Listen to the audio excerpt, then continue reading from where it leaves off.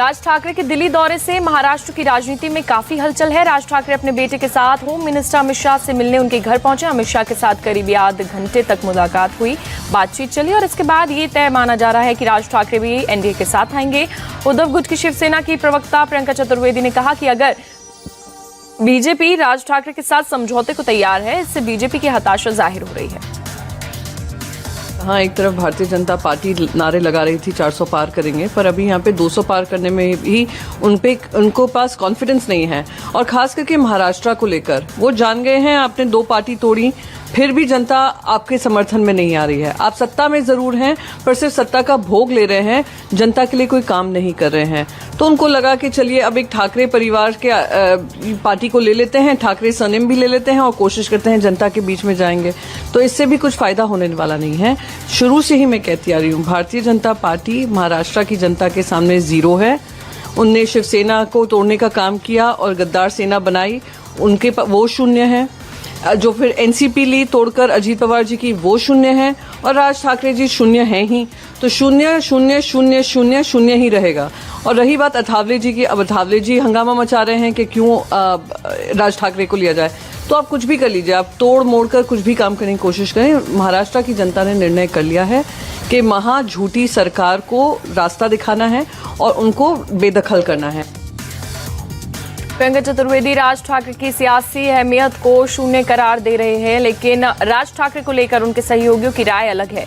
NCP Sharad Pawar गुट के विधायक रोहित पवार ने कहा कि महाराष्ट्र की राजनीति में राज ठाकरे की भी पकड़ है, लेकिन उन्हें महाविकास अघाड़ी में शामिल होना चाहिए। रोहित पवार ने कहा कि उनकी पार्टी राज ठाकरे का गठबंधन में स्वागत करने को तैयार है। राज ठाकरे साहिबांना मी विनंती करतो, राज ठाकरे से मैं विनती करना चाहता हूं कि महाराष्ट्र के हित में धर्म का पालन करें। जो लोग आज बीजेपी जैसी महाशक्ति के खिलाफ लड़ने की हिम्मत दिखाएंगे, वही लोग जनता के मन में बसेंगे। आज संघर्ष की स्थिति है, इसीलिए मैं राज ठाकरे से कहूंगा कि वो हमारे साथ आकर बीजेपी के खिलाफ लड़ें। आज बीजेपी से मुकाबला करने वाले लोगों की जरूरत है। बीजेपी और राज ठाकरे की पार्टी का किन शर्तों पर गठबंधन होता है, ये तो आने वाले कुछ दिनों में साफ हो जाएगा। मुंबई बीजेपी के अध्यक्ष आशीष शेलार ने कहा कि मुंबई और उसके आसपास के इलाकों में राज ठाकरे का प्रभाव है, इसलिए उनके एनडीए में शामिल होने से चुनाव में फायदा जरूर मिलेगा। एमएमआर रीजन में और मुंबई में मोदी परिवार बढ़ाने के लिए राज ठाकरे जी की पार्टी हमारे साथ आती है, तो इसका लाभ ही महाराष्ट्र को और एनडीए को होगा। आपने कहा कि एक तरफ जो है मोदी का परिवार, एनडीए का परिवार बढ़ रहा है और इंडिया जो अलायंस है उसमें लोग बिखर रहे हैं। इंडिया अलायंस में ममता बनर्जी जी चली गई, केजरीवाल ने उनको नकारा और कई दल कांग्रेस को पूछ नहीं रहे, और इसके लिए इंडिया अलायंस दिन ब दिन कमज़ोर हो रहा है। और एनडीए विकसित भारत का सपना पूरा करने के लिए माननीय मोदी जी के नेतृत्व में और मजबूत हो रहा है, दिखाई पड़ रहा है। जैसे ही दिल्ली में राज ठाकरे अमित शाह से मिलने पहुंचे, तो मुंबई में एकनाथ शिंदे ने अपनी पार्टी से सांसदों और नेताओं की मीटिंग बुला ली।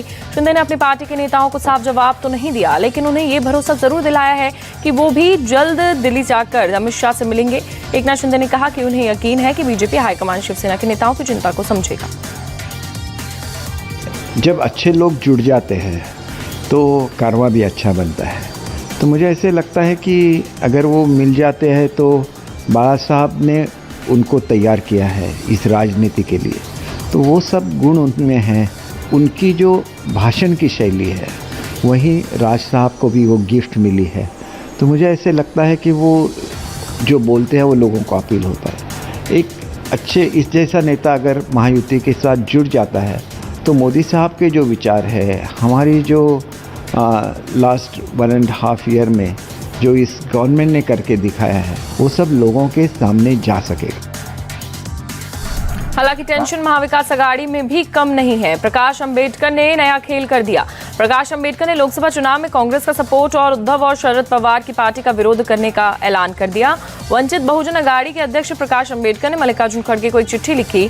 इस चिट्ठी में प्रकाश अंबेडकर ने कहा कि वो महाराष्ट्र की 7 लोकसभा सीटों पर कांग्रेस उम्मीदवारों को समर्थन देने को तैयार है, इसलिए मल्लिकार्जुन खड़गे जल्द से जल्द उन 7 सीटों को लिस्ट देने उन्हें मुहैया करा दें।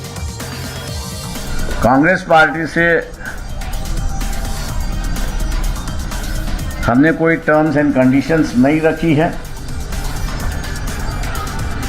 सिर्फ इतना ही उनसे हम लोग ने कम्युनिकेट किया है कि आने वाली चुनाव में जिन 7 सीटों पर वंचित का अगर सपोर्ट मिलता है, आप जीतते हो, ऐसे कॉन्स्टिट्यूंसीज जो है वो वंचित को आप इतला कर दीजिए। वंचित उसको सपोर्ट करने के लिए पूरी तौर से तैयार है। अभी तक हमारे पास कोई कम्युनिकेशन आया नहीं है, लेकिन हम लोग उम्मीद करते हैं इस प्रस्ताव पर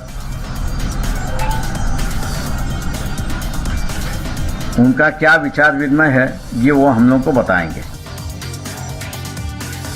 हालांकि एनसीपी के नेता अनिल देशमुख ने भी कहा कि उनकी पार्टी वंचित बहुजन अघाड़ी को गठबंधन में शामिल करना चाहती है और उम्मीद है कि ऐसा ही होगा। महाविकास आघाड़ी की इच्छा है कि वंचित आघाड़ी के जो नेता है बाला साहेब आम्बेडकर साहब, वो हमारे साथ आना चाहिए। ऐसी हमारी पूरी कोशिश अभी भी जारी है। हमको विश्वास है कि बाला साहब आखिरी ये फैसला लेंगे और वंचित आघाड़ी के साथ में आएंगे, ऐसा हमारा विश्वास है। लेकिन उद्धव ठाकरे की पार्टी के तेवर तल्ख हैं और उद्धव की शिवसेना के नेता और साउथ मुंबई से एमपी अरविंद सावंत ने कहा कि वंचित बहुजन अघाड़ी को 4 सीटें दी जा रही हैं। अगर प्रकाश अम्बेडकर तैयार हैं तो 7 चुनाव लड़ें, वरना अलग रास्ता देखें। उनके जाने से कोई फर्क नहीं पड़ेगा। वंचित बहुजन आघाड़ी ने पत्र लिखा है, कांग्रेस को कहा है कि हम आपके 7 सीटें पर जो है निष्पक्ष होकर जो आपको 7 वाक्य बोल गए, बहुत हास्यास्पद है। और दूसरी बात ऐसी कि पार्टी के तीनों पार्टियों के नेताओं ने बता दिया कि हमने 4 जगह दी है उनको, अगर नहीं चाहिए तो तीनों मिलकर का इसके आगे चर्चा नहीं होगी। उनको लिखना है, लिखने तो कहाँ समर्थन करने तो फर्क नहीं पड़ता ना उससे। ओके।